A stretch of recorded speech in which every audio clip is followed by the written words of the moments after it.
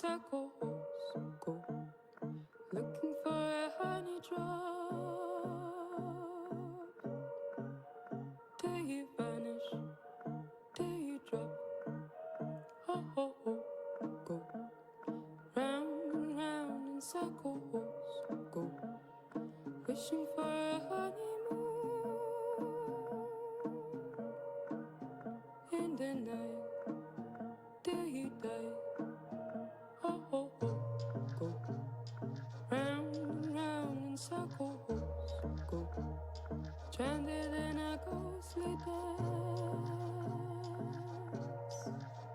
isolated till you're dead.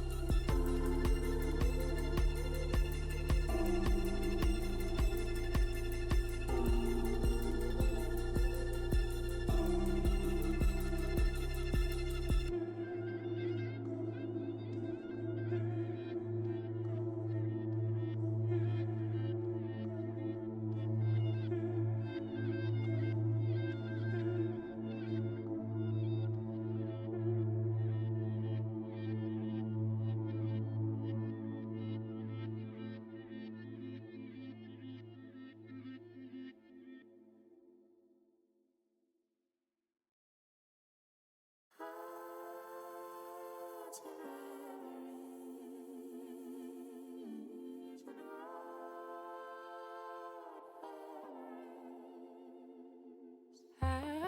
the morning sunlight lightly warms my back, and all that is left of the night rises over the tarmac, and the low breeze eases through the banana trees, greens and yellows against blue, and blues to come without you, greens and yellows against blue, and blues to come without you.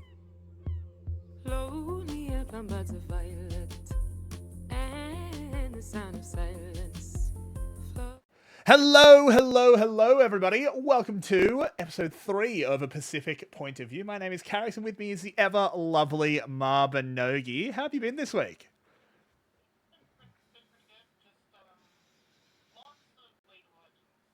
Oh, hang on, you're not coming through. I've somehow messed up the audio. Sorry.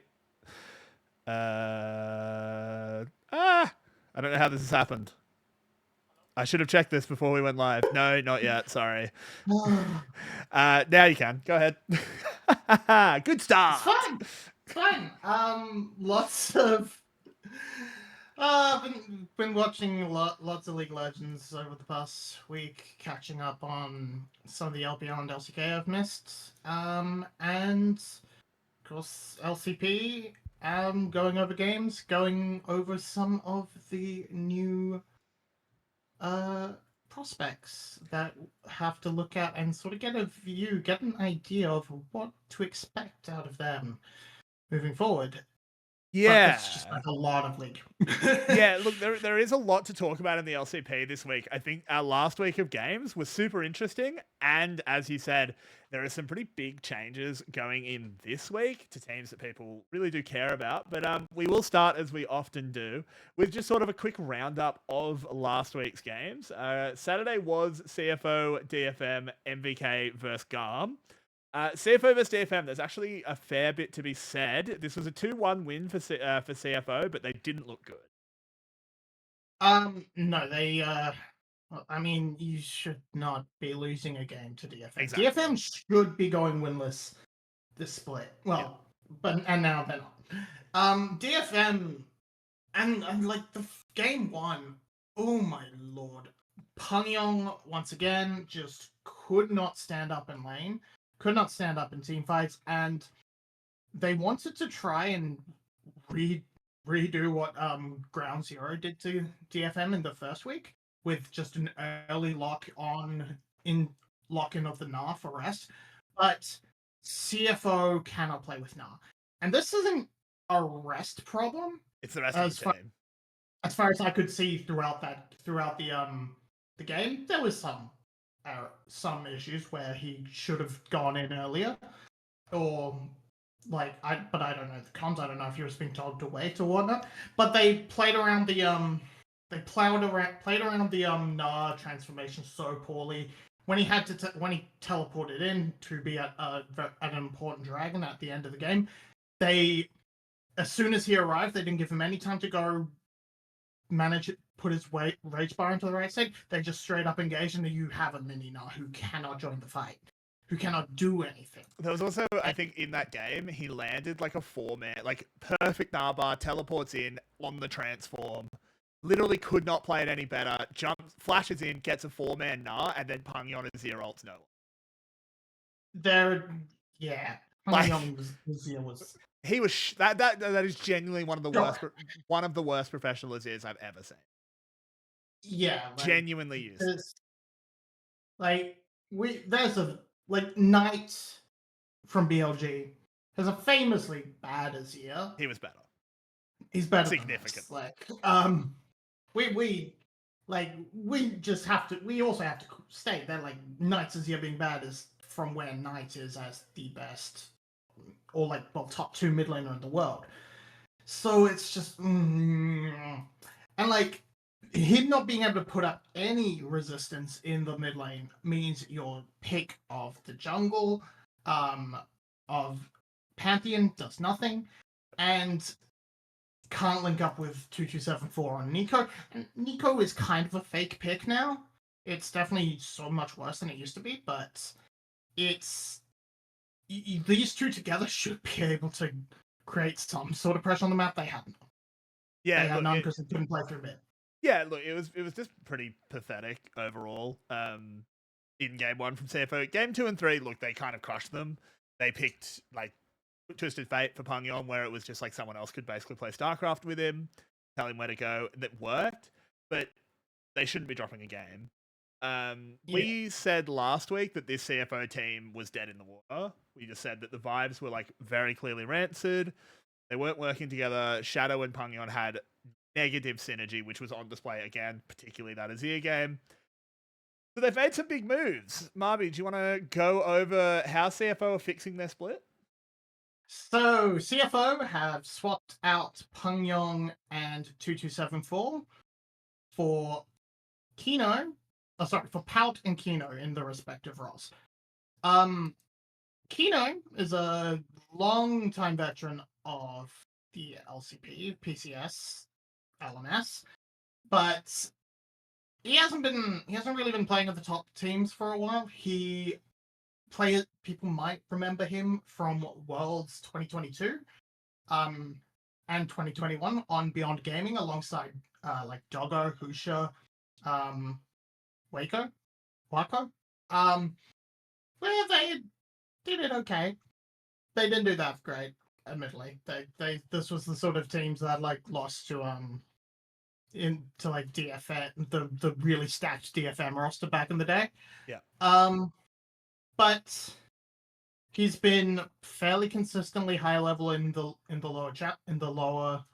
tier 2 of like the Taiwanese region, and he's gotta be so much better than 2274. Yeah. If nothing else, he will help provide it's a mental reset, right? Voice.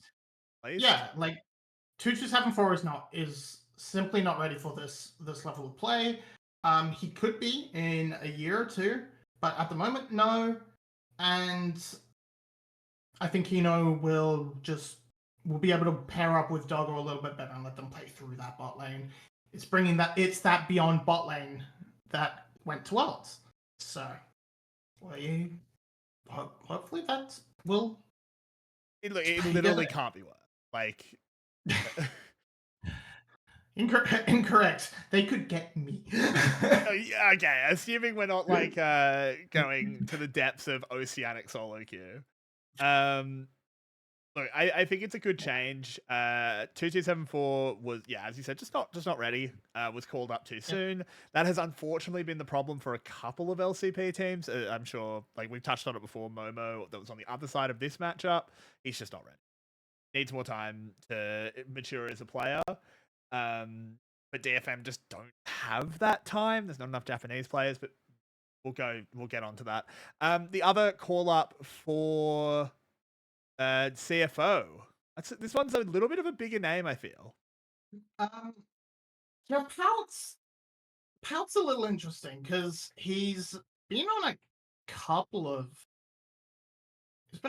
of interesting rosters. Like he was on the very hype KT Challengers roster back in the day with Hype and Way and Humbug, but he was definitely second fiddle to Zinni for that split he was on there, and then he sort of disappeared a little bit. He went to VCS, and as I was pointing out, he was actually supposed to be in Ground Zero before they swapped to Jimmy, and there was apparently visa issues. I kind of think they just found. I think Ground Zero just realized they could get Jimmy in and thought this will be better. Because I don't necessarily think. Because I think Pout will be an upgrade over Pangyon. Not saying. But not. Like, he's not going to be a game changer. Like, yeah, so I sort of think that's where I want to like steer things. Is like, I think we agree that both roles it's an upgrade, but how much of an upgrade do we think CFO are contenders now? I mean, we will get a much better look tonight because they do play in the first series today. But where do we really think that's going? For like, they're into DCG today. Like, are they DCG tier? I would definitely think they'd be looked set. Definitely wouldn't be favoring them coming in today. You have to rebuild new synergies and whatnot. Maybe the honeymoon period is actually that good, but and because DCG also are 0-2, like little dodgy right now. But DCG are 0-2, but they also played of Ground Zero and Team Secret Wales. So they played MVK. Oh no, not Ground Zero. MVK was a big upset. MVK, and that's they got a little bit unlucky that they like clearly had some yips against the new team and then played Team Secret Wales, which they were never going to win. Yes. So it's a bit of a fraudulent 0-2. Yeah. And I think Pouts, because like I went through some of his old fuzz and like up into the match against MVK for LCP promotion last year. He was kind of getting pushed around by Cardi a bit in lane, and while he was able to do okay in team fights in a couple of the games, I still think it's going to be that big sort of mid lane weakness that someone like Hongshu should be able to exploit. It has to be if Kino can like bolster that bot lane to the point they can contend with Feng and Xiaoxi. Feng is still sort of suffering in lane.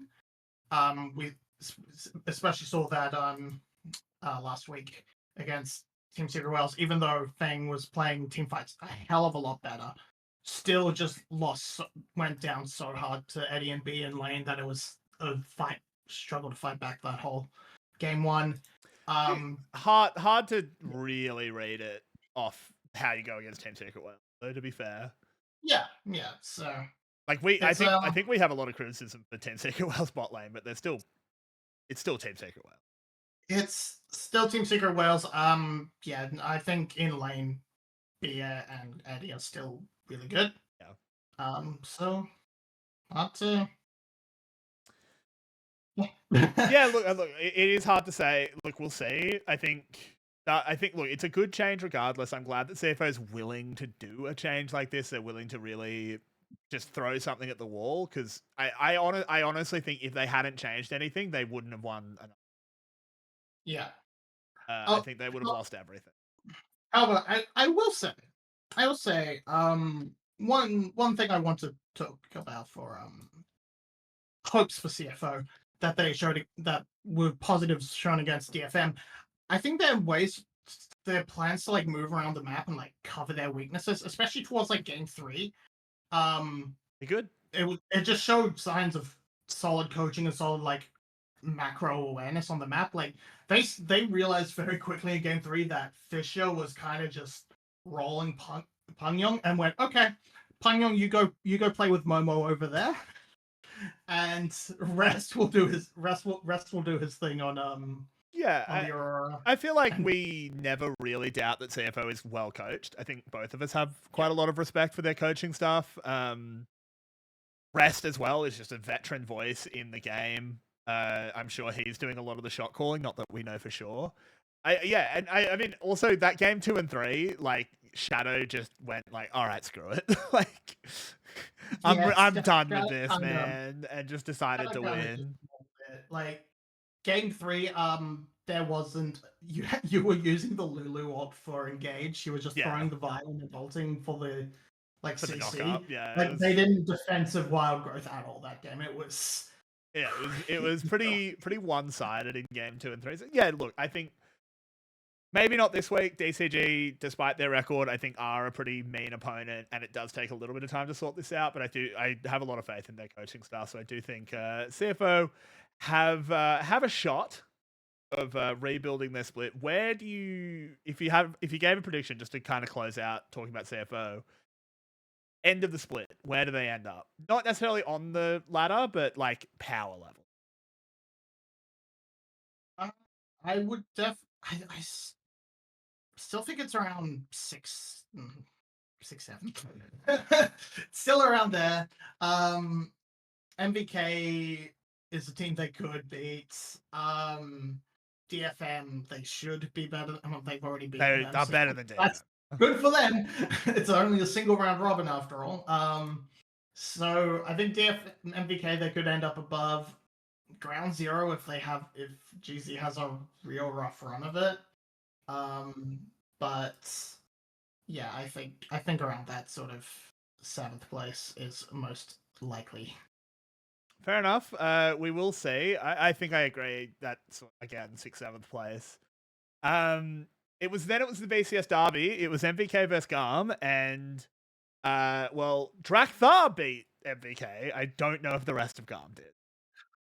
Yeah, so game 1, I think I saw the vision. I saw how Garm should exist, and it sort of came alive again in game 3. It was really messy game 3, but I saw the angle, and that is 2023 T1 play like that. You're playing through your mid jungle. Give RS playmakers, because RS in game 1, on the rise was able to set up picks and plays alongside Drakthar, and then again on the Orianna alongside Shyvana, that this duo was able to drive so much of the game that it really controlled. It just worked extremely well. Artemis, make him play reckless position, make him play like reckless Gumayushi, so he's just sitting in lane comfortably 1v2ing while Taki goes roaming. Yep. Like he was able to in game 3 on the Varus 1v2 Haki and Suilong and win the lane. Like he was pushed in, he lost some tower plays, but he was up in farm. Yeah, so which is what actually mattered. That was so huge. They fumbled team fights in that game 3 outside of which Drakthar had to sort of drag them over the line. And I think part of that is they didn't have a top laner. Not that Kiaya played badly, he was just playing Kennen. Yeah, he needs to stop picking Kennen. This champion's not good. Yeah, I don't think Kennen is a champion right now, but and then game 3, yeah, I think they just kind of got comp diffed. I don't think RS on Mel is like RS's Mel itself isn't that bad, but they need him to be doing more, and they just got smashed by the Anivia. They looked like they had no idea how to play it. Taki just sprinted. Yeah, Taki looked like he just didn't know what it is. I mean, he's probably born after it came out, knowing how tiny he is. We are getting to that stage. It is. Yeah, we're not quite there yet. But we're going to get there. When someone pointed out, I think it was either last year or first down or something, when Hong Kyu played against a TF for the first time, and he lost to a TF. It was like, damn, that. To be fair, TF came out when he was 1. He's probably never seen the champion before. I was like, fuck off. No. We're going to be getting pro players that came out after the game was made. Yeah. I mean, because it came out in 2009. Yep. We're in 20. So next year, right? Because most players start when they're 18. Yeah, 17 or 8. 17's the minimum, so it could start this year. We'll have people debuting after the game came out. That's people released after League of Legends. They have never known a League of Legends this world. They've never known a better world. It's like saying you were born before 9/11. Like you've never known before the tragedy. And of course, this one's much worse. My nieces have hit me with the being born in the 1900s before, and I hate them for it. Oh, brutal. But yeah, look, I don't know how much there is. I actually think MBK looked pretty good. I actually think there's a lot of positives for this team. They lost, obviously. And look, I don't think they're finishing higher than 6th, but 6th is good. They're a brand new team of rookies. Yeah, I think there's bright spots on the team that you can look at. I think Sri Long's really coming into his own this split. after a fairly mediocre last year, and he's able to really thrive in this current support meta. And yeah, I think if the only one I'm really pointing out as sort of like a weakness right now is Chica. Chica can improve. Chica is they're young. They have the chance to get better, and yeah, Yeah, look, I'm happy with this on the development roster. yeah, I don't know what Garm has to do because I think Garm should have looked cleaner. To like level up, is it just Glory Waiting Room? Um, I think we're Glory For- Waiting Room. for Garm, Yeah. Where else is he going? I mean, he could go to MVK. it's coach waiting room. Well, I mean, think. yeah, but like, I don't understand how they don't have a coach. I think it's trying to find the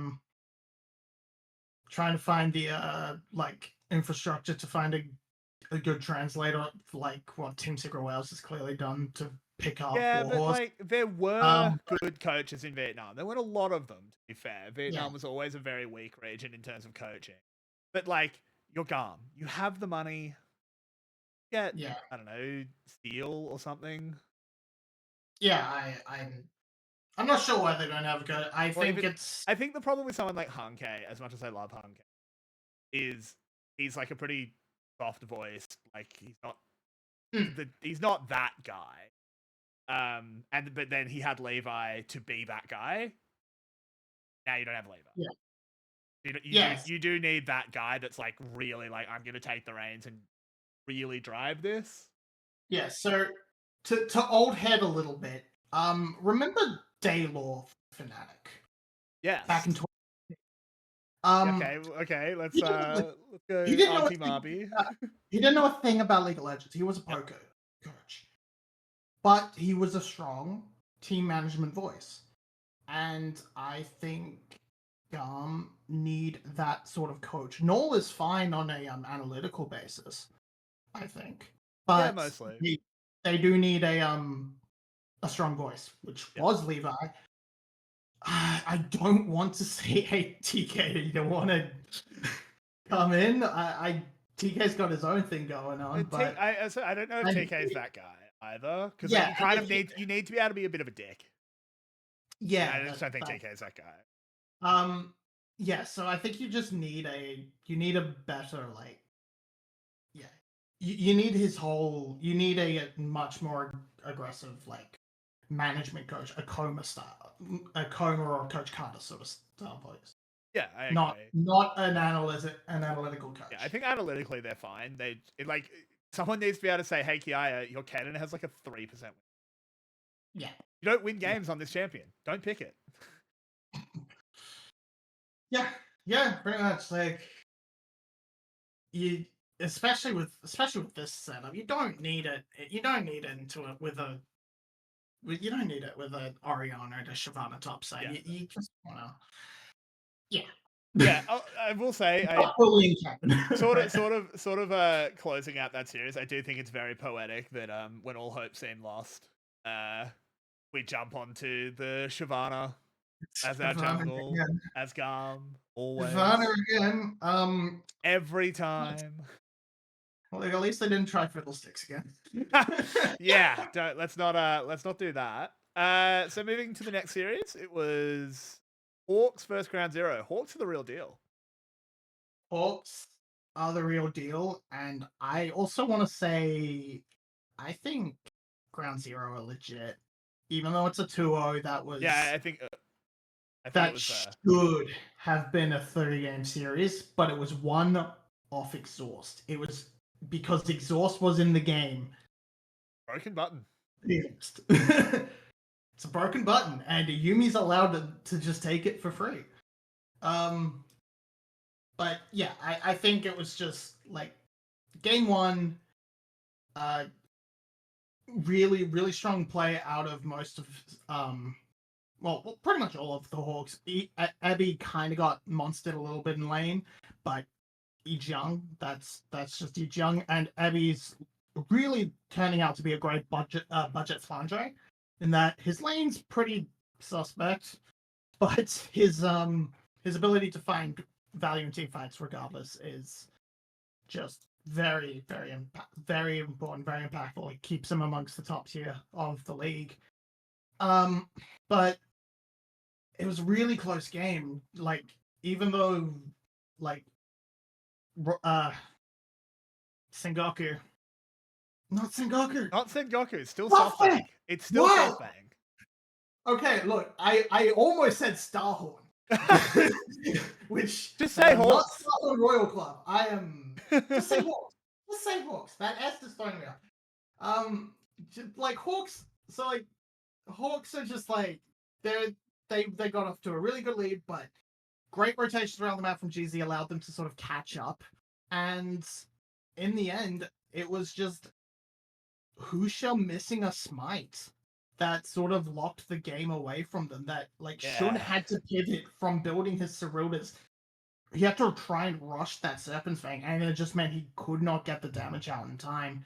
And that sort of hard pivot he had to do because the Mountain Soul was lost. It just sort of it just sort of piled on that advantage, and it made it inassailable. And then game 2, I think, Ground Zero just straight up played that game better 99% of the time. I agree. But towards the end, when Marble got onto like 4 items, Ground Zero just said, "Oh, we lost. We can't fight anymore. So we have to go for these weird backdoor split push types of plays instead of trying to like set up the battle lines that they've been playing so well around the entire game." Yeah, and then I don't think they Zerayumi almost won it still. Yeah, and then exhaust. And just like the meant thing is, Zerayumi just wasn't unassailable at that point in the game. Like, no, it was hard. Like, yeah, it was a scaled Zerayumi. That's easy. yeah, Like they had Ash Seraphine. You can still hit it with an axe.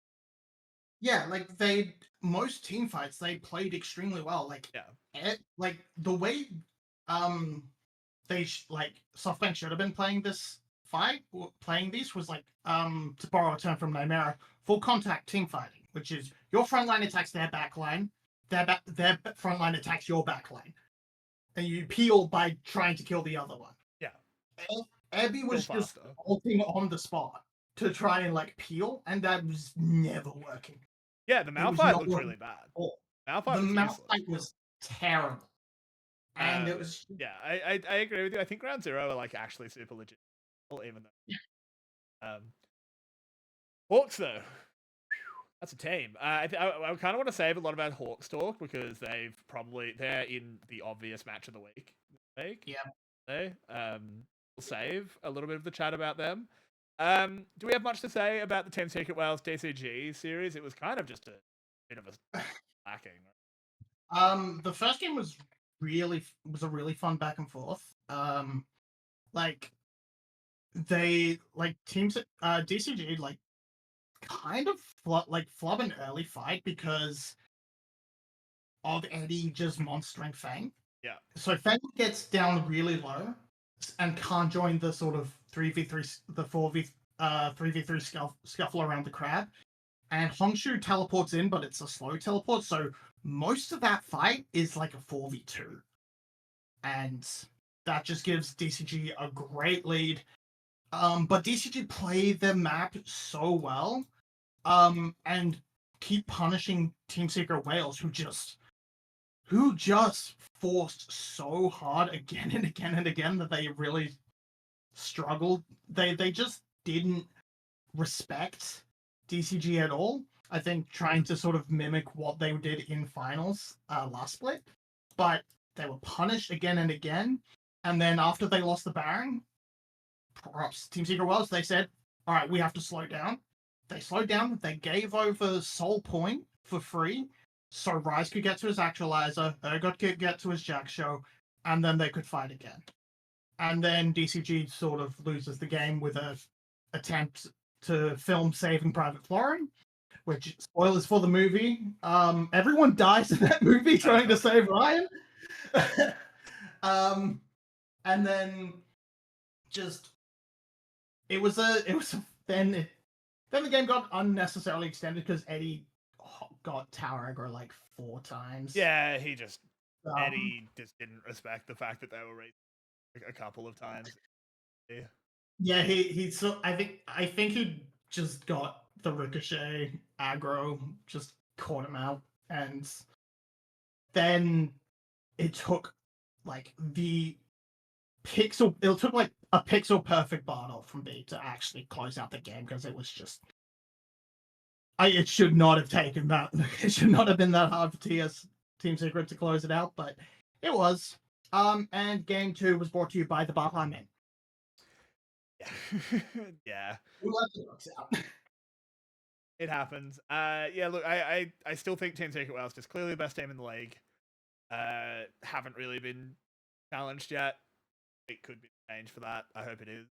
Because sitting on your laurels is good.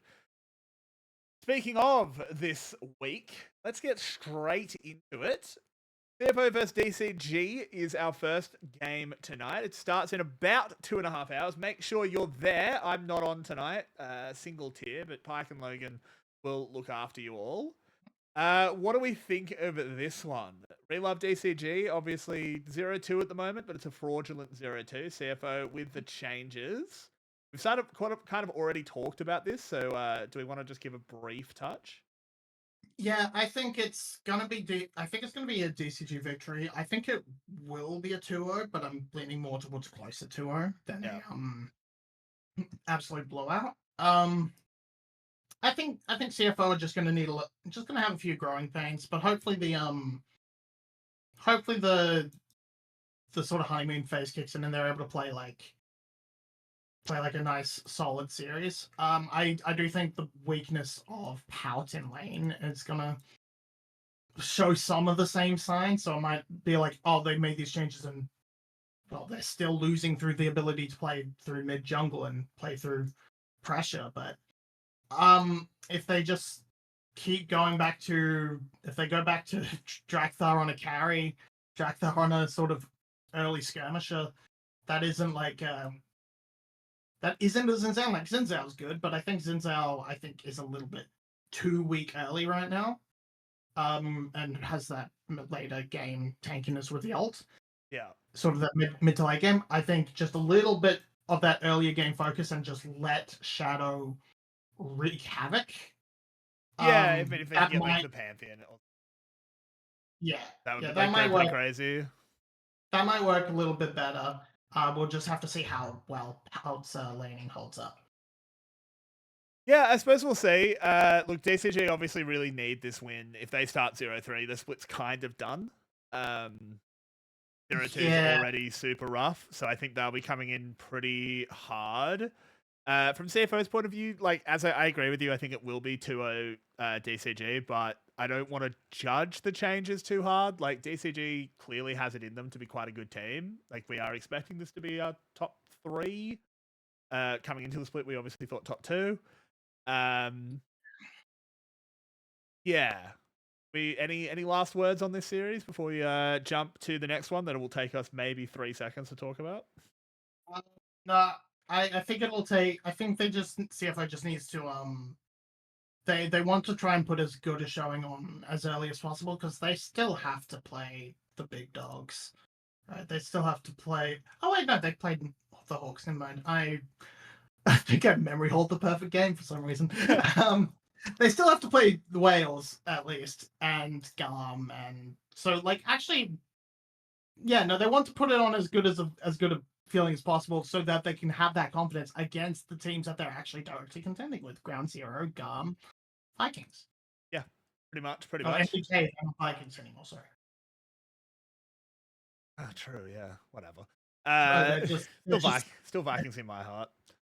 All right, I'm gonna just tangent on that damn logo, which is just the Star Trek Starship, like Starfleet logo that's fallen over.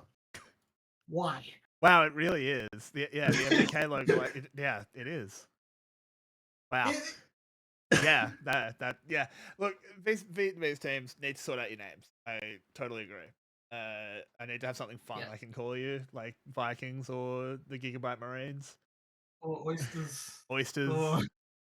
I said Gigabyte Marines, and I heard like from across the world. Beast just perked up in his chair. He's not even watching.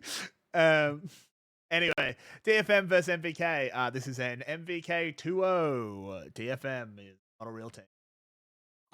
It's MVK 2. Or yeah, it's probably a 2-0. I was kind of flaunting with the possibility that they'd cook a game somewhere, but I mean, like, look, if DFM is gonna win another game, this might be where they do. Like, it's probably their best chance. That's it. But yeah, no, DFM shouldn't be winning games. So unfortunate. I wish there was more to say. They just, unfortunately, they are the second best Japanese. And there's not enough talent in that region for two really good teams, but there is enough for one, because the Hawks are really, really good. So that's today's games. First series, I think, will be really fun. Second series will be really fun if you're an MVK fan. Not so much if you're a DFM fan, but you'd be used to it at this point. Sunday, that's going to be a big game, big day, and that is when I will be looking after you, so make sure you're there. We start with what is the obvious match of the week. Team Secret Wales versus SoftBank Hawks. This one will be an absolute cracker. Yeah, and with the form that's being shown this split, SoftBank look like the team that should win it. They just look. Yeah, I think they've looked a lot cleaner overall, and like, even though like they should have lost that game to GZ, Team Secret Wales should have lost that game to DCG. The way they were playing that first half of the game, and some of it, and like the games against Gum, I think were quite messy. But so like Team Secret Wales just have been a very messy team. They've been a very aggressive team, and because of this, they've opened themselves up to the mistakes that like SoftBank can punish. Yeah. And I think I think looking at it, if you just look at this split so far, SoftBank should be considered the favorites. However, last time they matched up, Pun went God mode and put Evie into the dirt. I think that's where I'm worried. Because Evie has been performing this split. I think he's looked really good, but as you said earlier, it hasn't been in lane. He's a really good team fighter. He knows where he's meant to be on the map.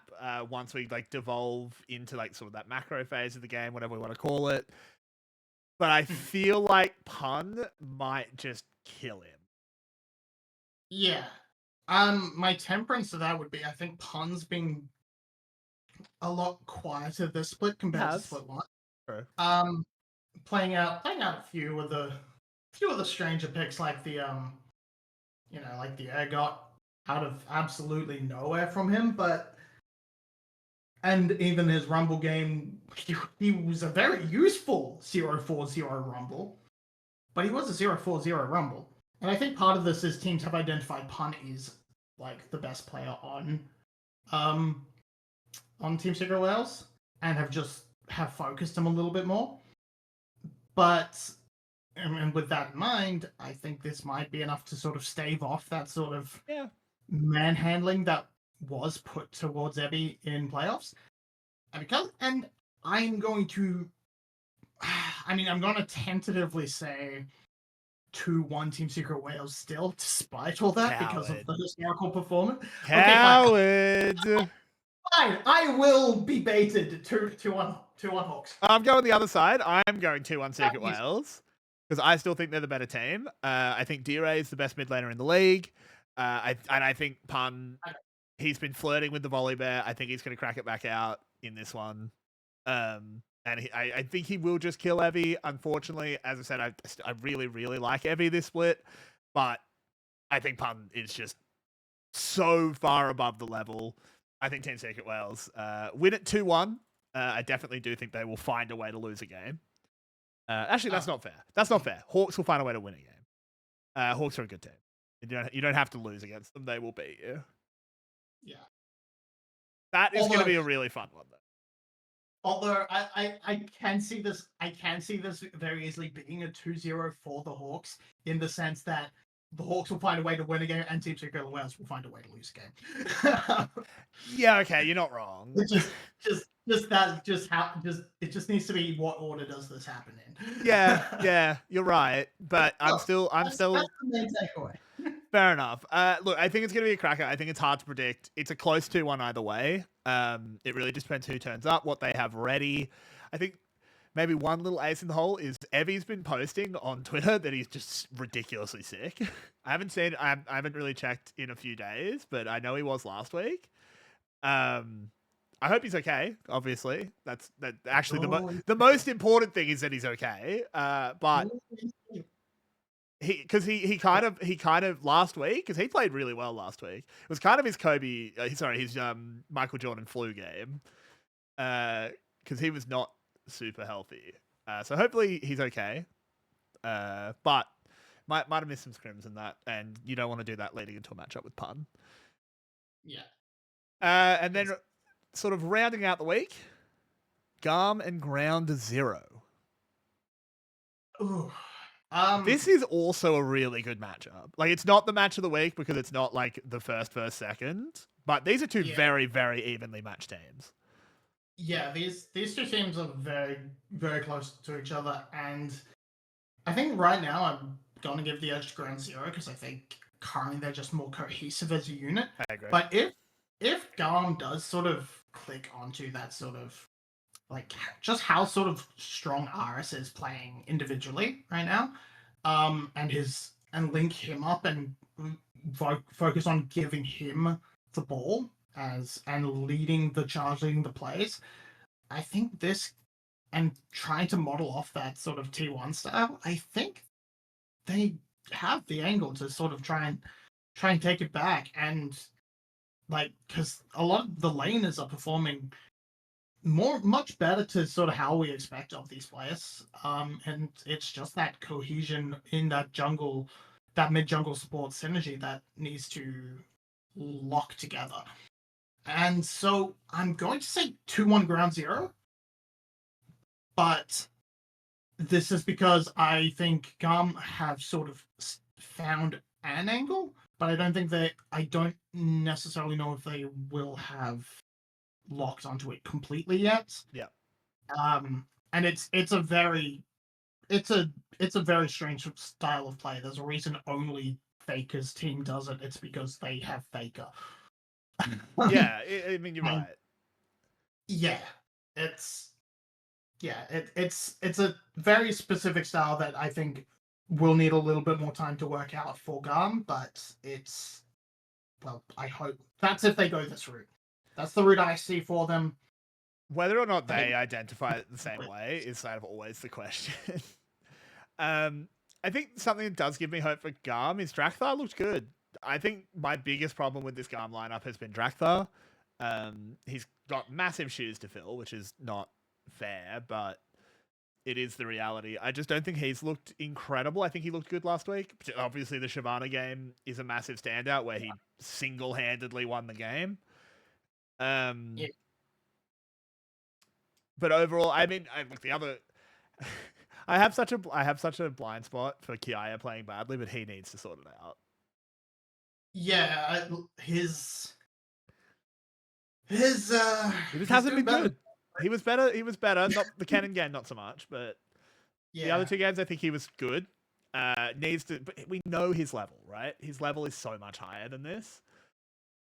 Yeah, I think he's trying to. They're trying to play a little bit too into sort of comfort, which is carry through, like Kiaya carry through top lane, and by that I mean Garm comfort. I think he needs to take on more of a dog role. I think he needs to play more of the Cassantes. I think he needs to play the Rumble and stuff if you can get your hands on it, which you can't always do. That's a very big ask sometimes. Yeah. But I think like the Jace, the cannons, these aren't it. These aren't it. Yeah, the Jace in particular. Jace looked pretty useless. Yeah. Jace is one of those characters that you have to earn the right to be able to pick him in pro. Aside from Jace Jungle Patch, I suppose, where that was pretty easy. Yeah, it turns out if you remove Jace's main counterplay, which is the lane, don't let him win the lane, Yeah, Riot's been doing a lot of that. Stop taking these champions that their weakness is laning and moving into the jungle. I do not want to see Kassadin jungle, which is probably going to come soon. No, it's not a top laner. It's only it's where we put problematic top laners. Don't be silly. And assassins, I guess. They put Zed in there. The True. Brand and Desire and well, hang on a second. All three of those champions you just named, they were not mid laners. They were all supports. Okay, then yeah, Zed Talon. Zed, yeah, okay, the assassin. Okay, fair enough. You're right. Man, it's Diana. How long was Diana a mid laner for compared to a jungler? Surely she's been a jungler longer now. She's kind of a mid laner again now. She's getting a lot of play. I need to make her a bot laner. Do something to make her go bot lane so you can play her with Leona. That's all I care about. You just need to support Jungle Lulu again. Really bring Spirit back. Bring back Jungle Rel so every pro jungler puts a gun in their mouth. Jungle, yeah. I liked Jungle Rel, but it was not fun to play. We Dota now. Just delete Jungle. Oh nah. Level support. What if we had 6 players and 3 lanes, and it was also a shooter, and there was cool movement, and it took place in a cursed New York City, and we played Deadlock? Well, I'm pretty sure the map would be way too big and kind of empty. Yeah. The items would be you just don't know how to do movement. Your movement's just bad. I mean, there is part of that, but it's also anyway. I've been playing a lot of that game. I mean, we've sort of like gone over all of our matchups for this week and last week. Is there any anything else in League that's been catching your eye? We can sort of just talk about for the next little bit. Anything else in League? Oh well, the League world. There's been the leaks. Well, not leaks. The sort of previews of the new. I was thinking of Locke. I actually haven't really. I don't know if we know his kit yet. Of the new season of Solitude. Yeah. Things like that. Does look interesting. Also want to say, new Kindred skin, we winning. We're feasting. Mm-hmm. I actually love the... have you looked at those skins? They're really good. I think I probably so. Let me pull. They're really cool because like the whole theming, it's all like demons and like League demons. So all it's like. That's the one with it's what the champion. Annie. It's Annie, Kindred, Shaco, and Vayne. Vayne's getting like the legendary. Yeah.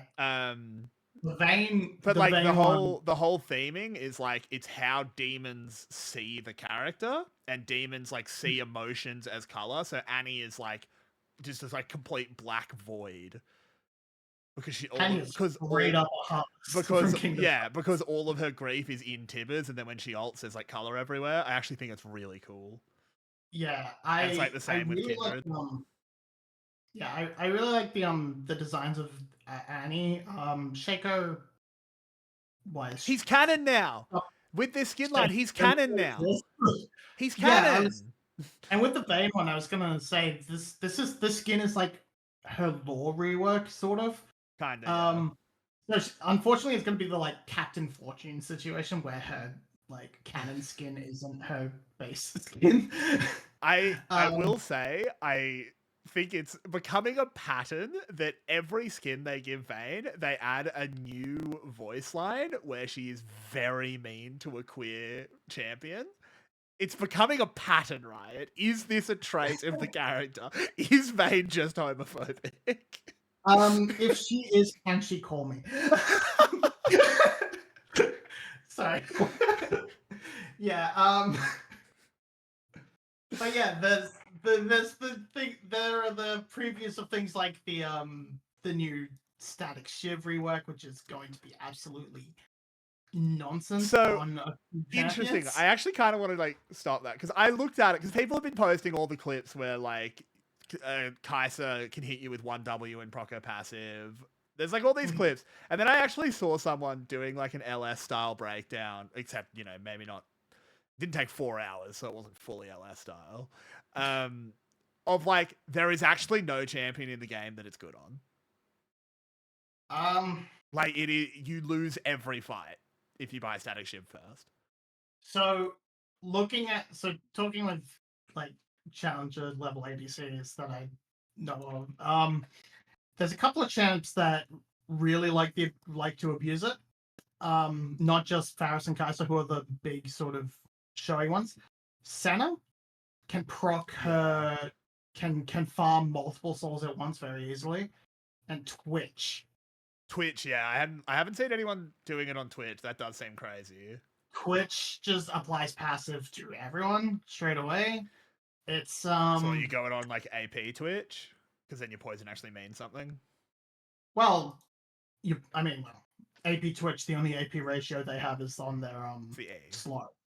CE, is it? Oh, but they have one on E, but that also has an AD ratio, so it's not as. But like, yeah, they the big thing from that is the slot. But I think it's because it has AP in it, you can sort of just play that hybrid, sort of more hybrid Twitch with this, and I think it'll be interesting. I don't know if it'll be better, but We'll Twitch is gonna love an Aether Wisp. Yeah, true. Like with a mostly AD build. Yeah, I still think Twitch is kind of unplayable in Pro, unfortunately, just because his ult makes him worse, and that's bad. Like they need to fix that. I don't know like how they fix it without completely ruining the theme of the character and the ult, but like you shouldn't be able to click to the left of your character with like move speed and he can't auto attack you. Yeah, that's a good question. Make it an AoE. Make it a cone. I mean, that'd rock. Or his ult, he autos like Graves, I guess. I would actually be kind of into that. Just like he just has like a cone in front of him where he's just like constantly auto attacking or something, and he can like point the cone.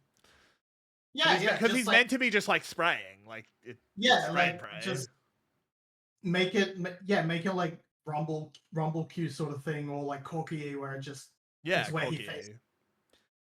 Yeah. We've fixed Twitch. We fixed Twitch. That's what we do here on a Pacific point of view. I sort of you watch a lot more other leagues than I do. Is anything any hot takes about the LPL, LCK?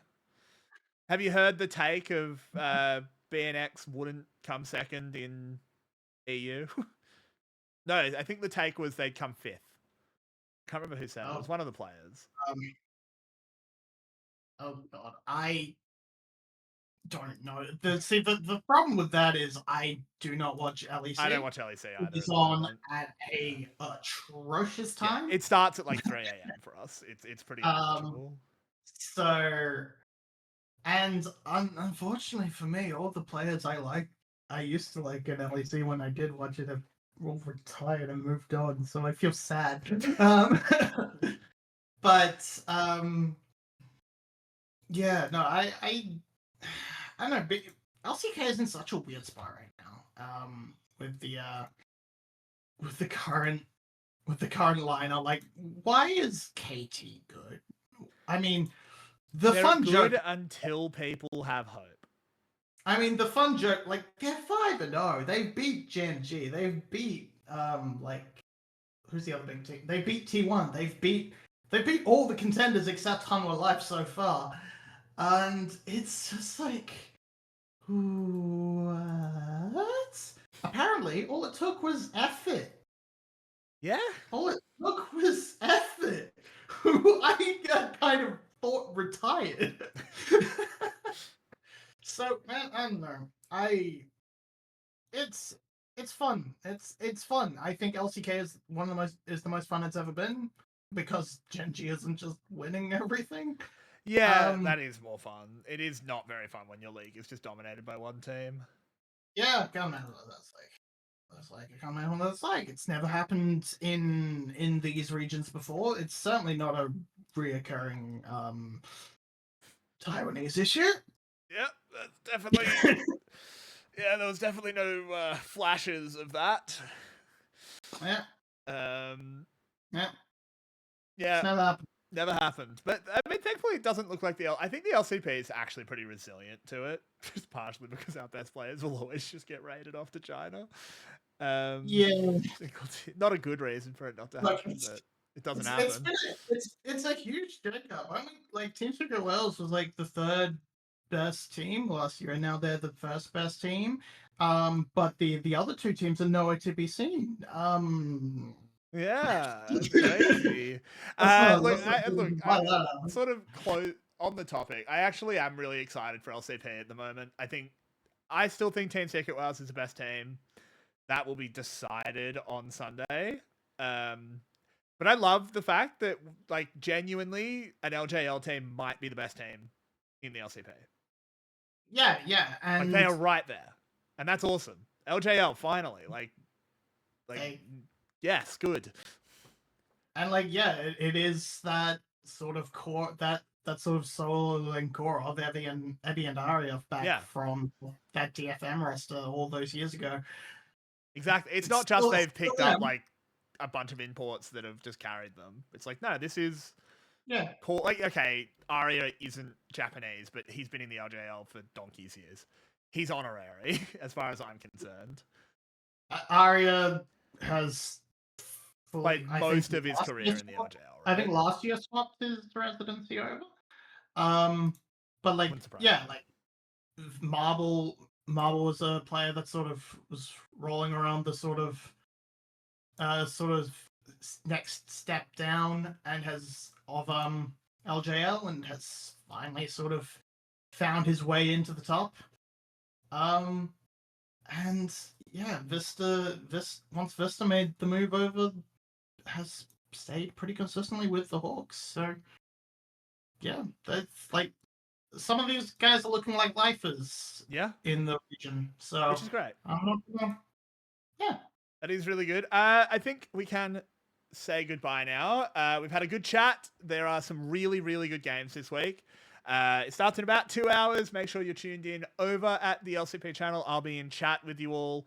Pike and Logan will be looking after us, and then I'll be back on tomorrow to bring us the match of the week for Team Secret Wales and the SoftBank Hawks. Pacific point of view will obviously be here 4 p.m. Australian Eastern Standard Time, as always, next Saturday. My name's been Carix. With me has been Mabinogi. Any last words? No. Cool. See you next week. Have a good one.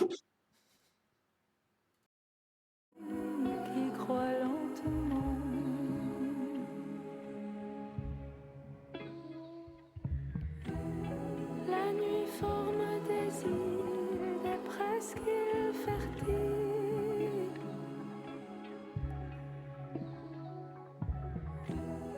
Et au petit matin, il se croit continent.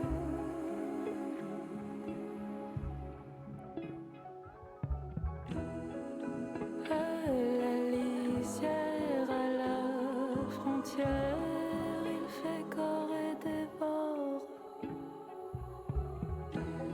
Bois l'eau rosée du bois de la branche humide où il dort. Comme des huîtres bien accrochées, comme un semblant de fleurs fanées. Comme des huîtres bien accrochées, comme un semblant de fleurs fanées.